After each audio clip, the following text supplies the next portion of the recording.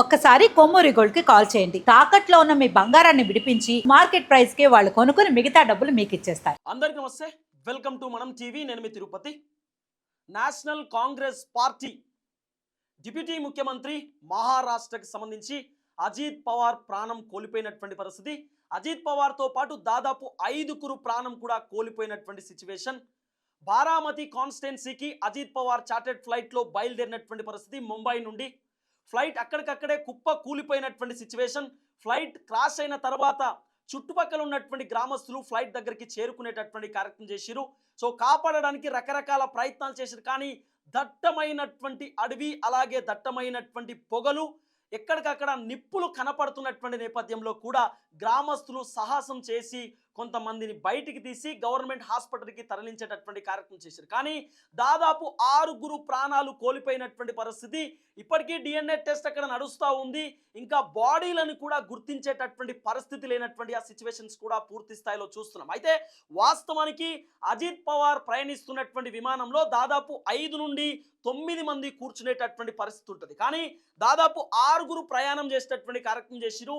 Mumbai airport నుండి Baramati airport కి చేరుకోవాలి. ఆ విమానం డబుల్ ఇంజన్ కి సంబంధించినటువంటి విమానం. అది చార్టెడ్ ఫ్లైట్. దాదాపు 16 సంవత్సరాల నుండి ఆ విమానం కొనసాగుతున్నటువంటి పరిస్థితి. లియర్ జెట్ 45XR మోడల్ కి సంబంధించినటువంటి విమానం. అది దాదాపు డబుల్ ఇంజన్ కి సంబంధించినటువంటి విమానం. ఒకవేళ ఒక ఇంజన్ ఫెయిల్ అయినా కూడా, ఒక ఇంజన్ నడవకపోయినా కూడా రెండో ఇంజన్ నుండి ఆ విమానం ఆపరేట్ చేసేటటువంటి అవకాశం కూడా ఉంటుంది. అలాంటి విమానం దాదాపు 16 సంవత్సరాల నుండి నడుస్తున్నటువంటి విమానం ఒకేసారి కుప్ప కూలిపోయేసరికి రకరకాల అనుమానాలు కూడా వస్తున్నటువంటి పరిస్థితి. అజిత్ పవార్ డిప్యూటీ ముఖ్యమంత్రి. వాస్తవానికి వివిఐపీలు ప్రయాణించేటటువంటి విమానాన్ని తరోగా చెక్ చేస్తూ ఉంటారు. ప్రోటోకాల్ ఉంటుంది, ఇంటెలిజెన్స్కి సంబంధించినటువంటి నిఘా ఉంటుంది. ఎవరైనా మంత్రి లేకపోతే వివిఐపీస్ ప్రయాణించేటటువంటి విమానాన్ని తరోగా చెక్ చేస్తారు. సో చెక్కింగ్కి సంబంధించినటువంటి పాయింట్స్ ఉంటాయి, చెక్కింగ్కి సంబంధించినటువంటి క్లియరెన్స్ ఉంటుంది. దాదాపు 10-15 టీమ్స్తో చెక్ చేసేటటువంటి కార్యక్రమం చేస్తారట. మరి ఇన్ని చెకింగ్స్ ఉన్నటువంటి విమానం ఒకేసారి అక్కడ నుండి చెక్అవుట్ అయిన తర్వాత విమానం ఎగురుతున్నటువంటి నేపథ్యంలోనే సాంకేతిక లోపాలు వచ్చినట్టుగా కూడా కొంత వినబడుతున్నటువంటి వివరం. ఒకేసారి సిగ్నల్స్ అన్నీ కూడా ఆఫ్ అయిపోయిందనేటటువంటి ఒక చర్చ కూడా బలంగా సోషల్ మీడియాలో వినబడుతున్నది. అయితే ఇప్పటికీ ఇంకా బ్లాక్ బాక్స్ దొరకనటువంటి సిచ్యువేషన్. బ్లాక్ బాక్స్ని ఇంకా దొరకబట్టేటటువంటి కార్యక్రమం చేస్తూ ఉన్నారు. బ్లాక్ బాక్స్లో అన్ని అంశాలు రికార్డ్ అయ్యేటటువంటి అవకాశాలు ఉంటాయి. అక్కడ ఉన్నటువంటి పైలట్స్ కూడా, ఏదైతే విమానాన్ని ఆపరేట్ చేస్తున్నటువంటి పైలట్స్, కో పైలట్ ఇద్దరు కూడా బ్లాక్ బాక్స్లో వాళ్ళు మాట్లాడినటువంటి మాటలన్నీ కూడా రికార్డ్ అయ్యేటటువంటి కార్యక్రమం జరుగుతుంది. అంటే ఫ్లైట్ క్రాష్ అయ్యేటటువంటి అంశం వీళ్ళు ముందుగానే గుర్తించారా?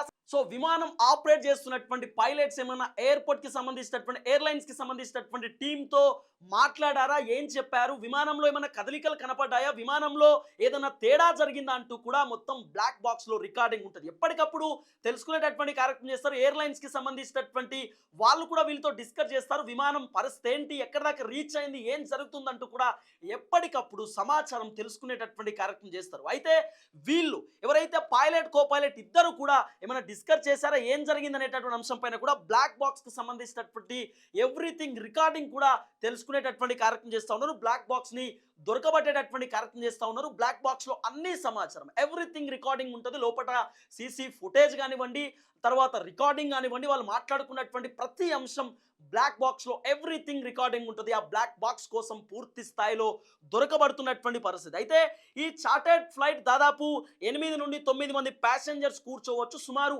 6 మంది ఆ విమానంలో కూర్చున్నటువంటి పరిస్థితి. దాదాపు 2 పైలట్స్ ఉన్నారు. తర్వాత పింకీ మలీత్ అని చెప్పి ఫ్లైట్ అటెండెంట్ కూడా ఉన్నారు. కెప్టెన్ సుమిత్ కపూర్, కెప్టెన్ అంటే కో కెప్టెన్ శాంభవి కూడా ఆ ఫ్లైట్లో ఉన్నారు. విడిపెత్ జాహో అని చెప్పి ముంబైకి సంబంధించినటువంటి పిఎస్ఓ కూడా ఉన్నారు.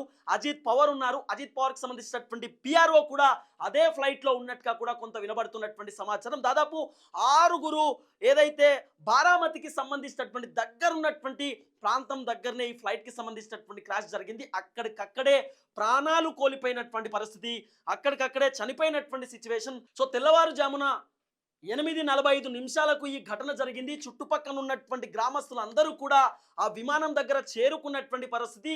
ఆ విమానం దగ్గర చేరుకోగానే ఆ దట్టమైనటువంటి పొగలు, నల్లగా పొగలు బయటికి రావడం, తర్వాత నిప్పులు ఉండడం అంతా గమనించారు. లేదు లేదు ఇది విమానమే, కుప్ప కూలిపోయింది విమానం అంటూ కూడా చుట్టుపక్కల ఉన్నటువంటి పోలీసులకు సమాచారం ఇచ్చేటటువంటి కార్యక్రమం చేశారు. పోలీసులు వెంటనే వచ్చినారు. తర్వాత అంబులెన్స్, అక్కడే ఫైర్ ఇంజన్ కూడా ఇమీడియట్లీ దాదాపు 15-20 నిమిషాలలోనే అందరూ చేరుకునేటటువంటి కార్యక్రమం చేశారు. కొంతమంది గ్రామస్తులు వాళ్ళకి సంబంధించినటువంటి వెహికల్స్లో, వాళ్ళకి సంబంధించినటువంటి ఆటోలో కొంతమందిని హాస్పిటల్కి తరలించేటటువంటి కార్యక్రమం చేస్తే హాస్పిటల్లో ఉన్నటువంటి డాక్టర్లు లేదు వీళ్ళు ఆల్రెడీ ప్రాణాలు కోల్పోయారంటూ కూడా, చనిపోయారంటూ కూడా ధృవీకరించేటటువంటి కార్యక్రమం చేస్తారు. సో అజిత్ పవార్ కూడా ప్రాణాలు కోల్పోయినటువంటి పరిస్థితి. అజిత్ పవార్ చాలా కీలకమైనటువంటి కీ రోల్ పాత్ర పోషించేటటువంటి లీడర్.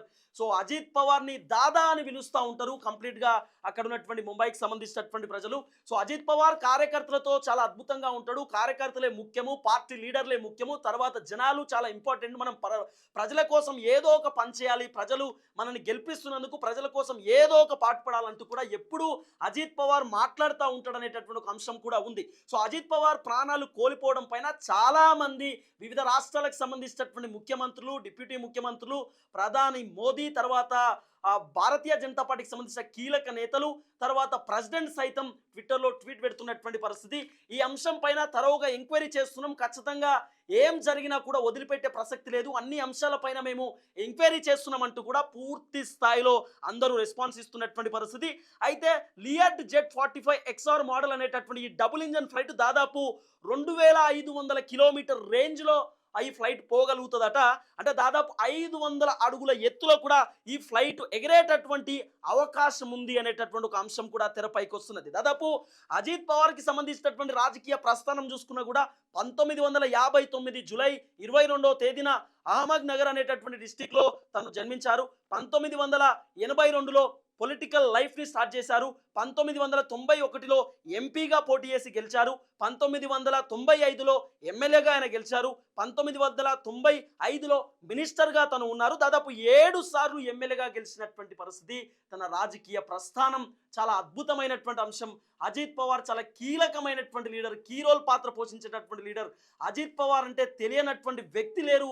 అలాంటి లీడర్ ప్రాణాలు కోల్పోతే చాలా బాధ అనిపిస్తుంది అంటూ కూడా చాలా మంది రాజకీయ పార్టీలకు సంబంధించినటువంటి లీడర్లు కూడా పూర్తి స్థాయిలో వాళ్ళు కొంత మాట్లాడేటటువంటి కార్యక్రమం చేస్తూ ఉన్నారు. దిగ్భ్రాంతికి గురవుతున్నటువంటి పరిస్థితి, చాలా మంది ఇబ్బంది పడుతున్నటువంటి సిచ్యువేషన్. చాలా కీలకమైనటువంటి లీడర్. వాస్తవానికి అజిత్ పవార్ బై రోడ్ పోవాల్సినటువంటి అవసరం కూడా ఉంటుండేనట. కానీ దాదాపు ముంబైకి సంబంధించినటువంటి ఎయిర్పోర్ట్ నుండి బారామతికి సుమారు 251 కిలోమీటర్లు ఉంది. ఒకవేళ బై రోడ్డు వెళ్తే 2-3 గంటల సేపు ప్రయాణం కొనసాగేటటువంటి అవకాశం ఉండొచ్చు. అలాగే రోడ్డు మీద పోతున్నటువంటి జనాలకు కూడా ఏమైనా ఇబ్బంది అవ్వచ్చు. తర్వాత 10:30కు మీటింగ్ ఉన్నటువంటి నేపథ్యంలో మీటింగ్కి అటెండ్ కావాలి కాబట్టి, కార్యకర్తలతో లీడర్లతో డిస్కస్ చేయాలి కాబట్టి అజిత్ పవార్ వెంటనే ఆయన చార్టెడ్ ఫ్లైట్లో పోయినటువంటి పరిస్థితి. చార్టెడ్ ఫ్లైట్కి సంబంధించినటువంటి వ్యవహారం కూడా దాదాపు 5 గంటలు, తెల్లవారుజామున 5 గంటల నుండి చెకింగ్ పాయింట్స్ అన్ని స్టార్ట్ అయినాయట. చెక్ చేస్తూ ఉన్నారు. తర్వాత అన్ని చెకింగ్స్ క్లియర్ అయినాయి, ఓకే అని చెప్పినటువంటి మూమెంట్లోనే ఆ ఫ్లైట్ అక్కడ నుండి ఫ్లై అయినటువంటి పరిస్థితి. సుమారు 20 నిమిషాల పాటు ఆ ఫ్లైట్ జర్నీ కావాల్సినటువంటి అవసరం ఉంటుండే. ముంబై నుండి బారామతి ఎయిర్పోర్ట్ చేరుకోవడానికి సుమారు 20 నిమిషాల టైం పట్టుద్ది. కానీ ఇంకొక 5 మినిట్స్ అయితే అజిత్ పవార్ బారామతికి సంబంధించినటువంటి ఎయిర్పోర్ట్కి చేరుకునేవాడు. కానీ అక్కడికక్కడే బారామతి దగ్గర ఉన్నటువంటి ఒక ప్రాంతంలో, కొండల దగ్గర, ఆ గుట్టలు ఉన్నటువంటి ప్రాంతంలోనే అక్కడికక్కడ ఫ్లైట్ క్రాష్ అయినటువంటి పరిస్థితి. ఫస్ట్ ఫ్లైట్ ఒకసారి జలకిచ్చిందట. ఆ తర్వాత కంప్లీట్గా ఒకేసారి ఫ్లైట్ ఎట్లయితే హెలికాప్టర్ కిందికి వస్తుందో అదే విధంగా ఫ్లైట్ ఒక సంబంధించిన ఒక పావరం లెక్క, ఒక పిట్ట లెక్క ఫ్లైట్ ఇట్లా రాలిపోయి కిందికి వచ్చినటువంటి పరిస్థితి. అక్కడికక్కడే ఆ కొండల దగ్గర అక్కడ ఉన్నటువంటి దట్టమైనటువంటి చెట్ల దగ్గర దట్టమైనటువంటి ఏదైతే ప్రాంతం ఉందో అక్కడే ఫ్లైట్ ఒకేసారి కిందికి వచ్చి కింద పడిపోయినటువంటి పరిస్థితి. వాస్తవానికి హెలికాప్టర్ అయితే ఈ ప్రమాదం జరగకపోతుండే అనేటటువంటి ఒక చర్చ కూడా నడుస్తూ ఉంది.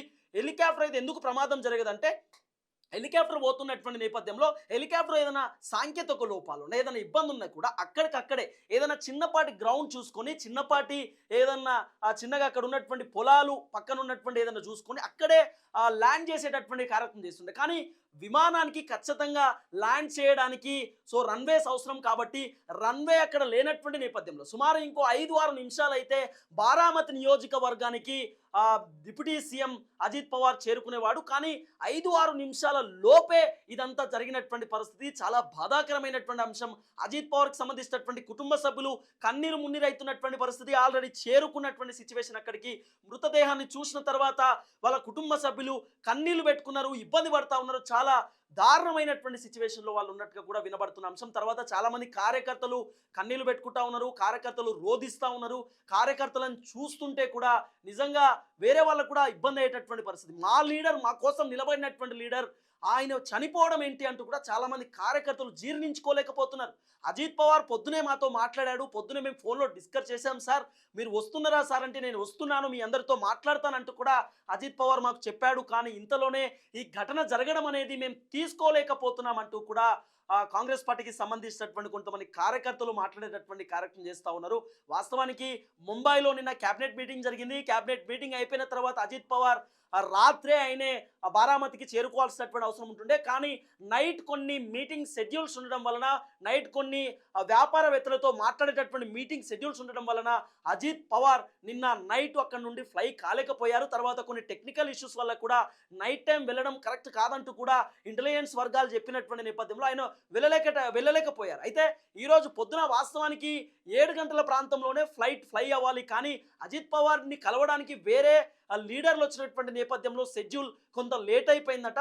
8 సంబంధించి అంటే 8:20 ప్రాంతంలో ఫ్లైట్ అక్కడ నుండి ఫ్లై అయినట్టుగా కూడా కొంత వినబడుతున్నటువంటి అంశం. అయితే దాదాపు ఒక 20 నిమిషాలు ఆ ఫ్లైట్ నడవాల్సినటువంటి అవసరం ఉంటుండే. అంటే 8:30 అంటున్నారు, కొంతమంది 20 అంటున్నారు. సుమారు 15 నిమిషాలు ఏదో ఫ్లైట్ నడిచిందట. తర్వాత ఇంకో 5 మినిట్స్ 6 మినిట్స్లో ఆ ఫ్లైట్ ల్యాండ్ అవ్వాల్సినటువంటి అవసరం ఉంటే బారామతికి సంబంధించినటువంటి ఎయిర్పోర్ట్లో. కానీ అప్పటికప్పుడే ప్రమాదం జరిగింది.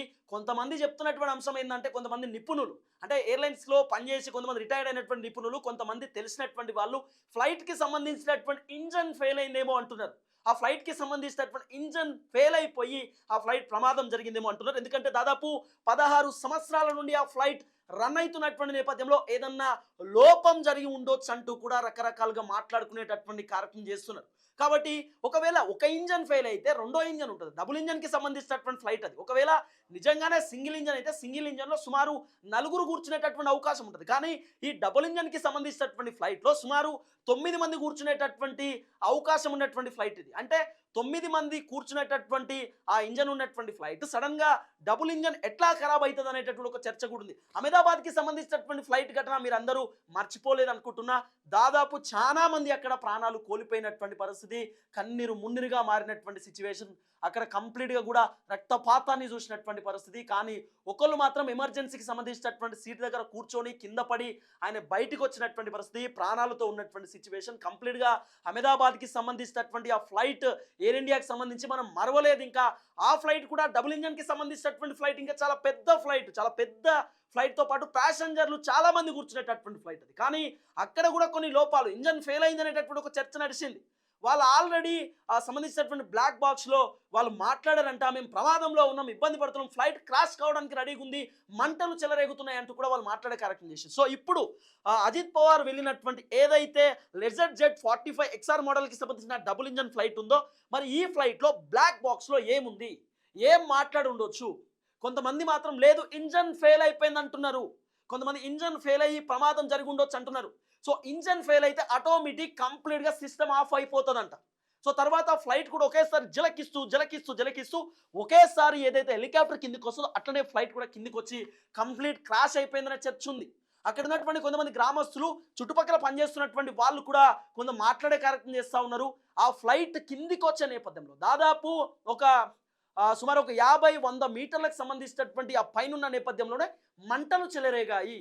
అంటే ఏదైనా ఫ్యూయల్కి సంబంధించినటువంటి అంశంలో ఏమైనా ఇబ్బంది ఉండొచ్చా, లేకపోతే రకరకాలుగా ఇట్లా వినబడుతున్నటువంటి అంశం. కానీ 6 మంది ప్రాణాలు కోల్పోయినటువంటి పరిస్థితి. బారామతిలో పబ్లిక్ మీటింగ్కి అటెండ్ అవుతున్నటువంటి అజిత్ పవార్ డిప్యూటీ ముఖ్యమంత్రి, సో తను ప్రాణం కోల్పోయినటువంటి సిచ్యువేషన్. చాలామంది ఇబ్బంది పడుతున్నటువంటి పరిస్థితి. ఈ ఒక వార్త వచ్చిన వెంటనే అనేక మంది రోధిస్తున్నటువంటి సిచ్యువేషన్. చాలా మంచి వ్యక్తి, అందరితో మంచిగా మాట్లాడే వ్యక్తి. ఆయన ఒక్కడే కాదు, పొలిటికల్ సపోర్ట్, వేరే వాళ్ళకు కూడా సజెషన్స్ ఇస్తూ పొలిటికల్గా సపోర్ట్ చేసేటటువంటి వ్యక్తి, ఎవరైనా రాజకీయంలో ఎదగాలనుకునేటటువంటి వాళ్ళు అజిత్ పవార్ దగ్గరికి పోయి సార్ నేను ఇది చేయాలనుకుంటున్నా అంటే వాళ్ళందరికీ సజెషన్స్ కూడా ఇచ్చేటటువంటి కార్యక్రమం చేస్తారు. అంత అద్భుతమైనటువంటి వ్యక్తిని ఈరోజు కోల్పోయినామంటూ కూడా చాలామంది బాధపడుతున్నటువంటి సిచ్యువేషన్. సుమారు 15 నిమిషాల పాటు ఆ ఫ్లైట్ నడిచింది. సుమారు ఇంకో 5-6 నిమిషాల పాటు ఆ ఫ్లైట్ కనుక నడిస్తే రన్వే మీద ల్యాండ్ అయ్యేది, అజిత్ పవార్ సేఫ్గా బయటపడేటటువంటి అవకాశం ఉంటుండే. కానీ మొత్తానికి 5-6 నిమిషాల వ్యవధిలోనే ఇదంతా కూడా జరిగింది. ఫ్లైట్ క్రాష్ అయిపోయింది. ఒకేసారి అజిత్ పవార్ ప్రాణాలు కోల్పోయినటువంటి సిచ్యువేషన్. తెల్లవారుజామున లేవగానే 8:45 నిమిషాలకు విన్నటువంటి వార్త ఇది. సో అజిత్ పవార్ ప్రాణాలు కోల్పోయిందని చెప్పి. సో మొత్తానికి ఇంకా సమాచారం రావాల్సినటువంటి అవసరం ఉంది. సుమారు 6 చనిపోయారంటూ కూడా వార్త వస్తున్నటువంటి పరిస్థితి.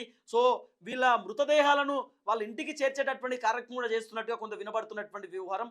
సో రకరకాల అంశాలు వినబడతా ఉన్నాయి. ఇంకా మనం పూర్తి స్థాయిలో డీటెయిల్స్ కూడా తెలుసుకునేటటువంటి కార్యక్రమం చేద్దాం.